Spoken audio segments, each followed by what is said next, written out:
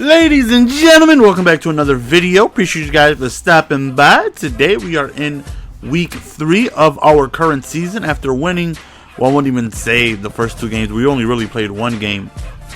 Very first game of the season, guy just paused it immediately after kickoff and just quit. So, but hey, we'll take it. So here we go in week 3.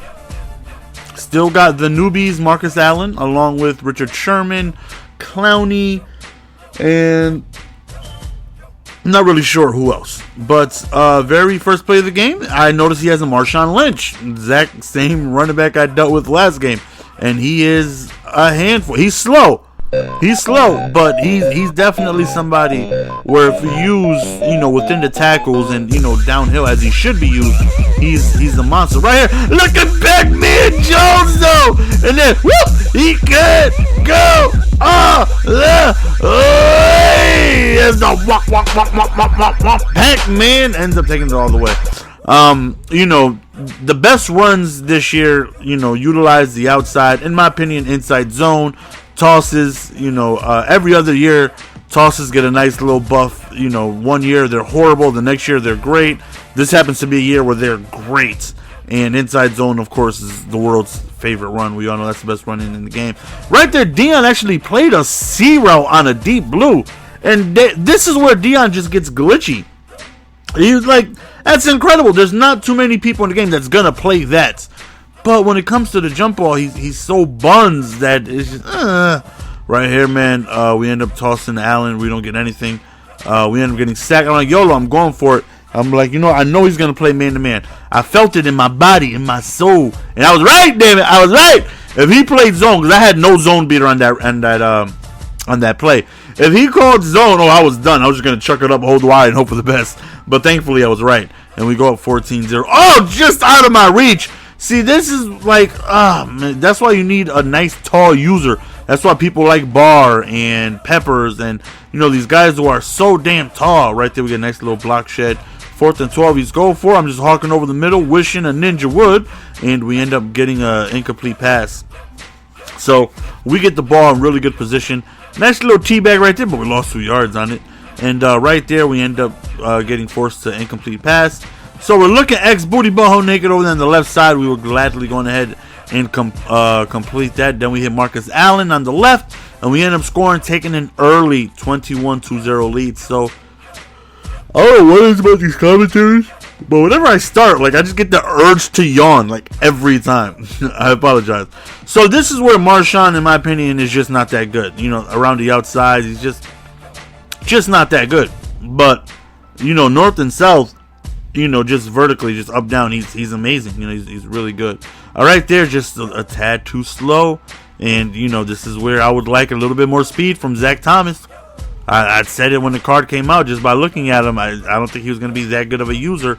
There's taller guys out there. There's faster guys out there where you're able to cover more ground. You're able to, vertically make it.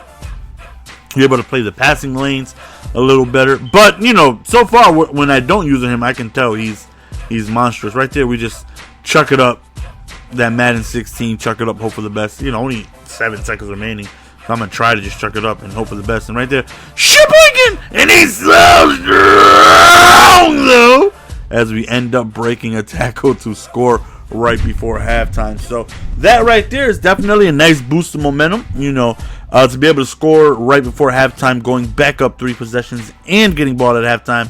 And you guys know what the drill is, man. We're going to run the ball, keep the ball on the ground, and hit that left bumper so fast I forgot I did it, and waste as much time as possible. So right here, we're just hitting that inside zone with Marcus Allen, where we get to choose if we want to hit the outside, if we want to go upfield. So right here, I'm looking. I chuck it up, one-on-one situation, and unfortunately, I don't come down with it. See, that's why I don't do the blind aggro catch read. Every once in a while, I may just do it, but I rarely, if I chuck it up to somebody, it's because I believe I have the speed advantage. I'm going to outrun them, and I'm going to catch a nice streak and stride. Rarely do I see somebody, and I feel like he has no advantage speed-wise. I know the defender is going to be definitely in position to make a play, and I got to rely on aggressive catch to come down with it. Like, rarely do I do that because it just doesn't work for me. No matter how many bosses or it doesn't matter who I got, it just doesn't work out for me, man. Works against me a lot, but doesn't work out for me like that. On fourth and goes, like, you know what? The man is already down. No need to, kick a dead horse or beat a dead horse or feed a dead horse. However the saying goes, I don't know. Don't make boots out of a new dead horse or whatever. I don't know, man. You guys know what I'm talking about. So instead of just going for the QB sneak, which I knew I would have gotten, but we just take our 3, kick our field goal. So 31-7 right there. Nice little B gap from the right side. Nice little B gap again. And, sometimes you got to send a little heat at them, man. Just let them know, like, listen, it's cold out there in Seattle, baby. I got to send you a little bit of heat. What? As Bouse Rod Woodson comes through with the pick. And, this is where the big difference comes, between, as I always say, between offense and defense. Like, right there, we dive on the one so we can waste more time, bro. That time management, that's just what I look at me trying not to score. I try not to score just so I could waste clock, man. That's just what I do best, man. The second I got myself a lead, you best believe, as I'm rhyming accidentally, that I'm just going to go on ahead and try and waste as much time as possible, man. That's just what I do. Right there, I don't know how that was an interception. You leave Zach Thomas alone. He does marvelous things. Not the best user, though. Not the best user. If you use your middle linebacker, either you want to use somebody else or a different position, or you got to leave him on his own because he's a monster. Not that great of it's a fumble. Not that great of a user. But right here, we're going to go ahead and take some knees. And thankfully, he's not the type of guy that's going to call timeouts. That's the end of the video, fellas. Hopefully, you guys enjoyed. It's your boy GS, man. We're going to go on and be signing out. Follow me on Twitter if you guys don't already. We will see you guys next video. Peace.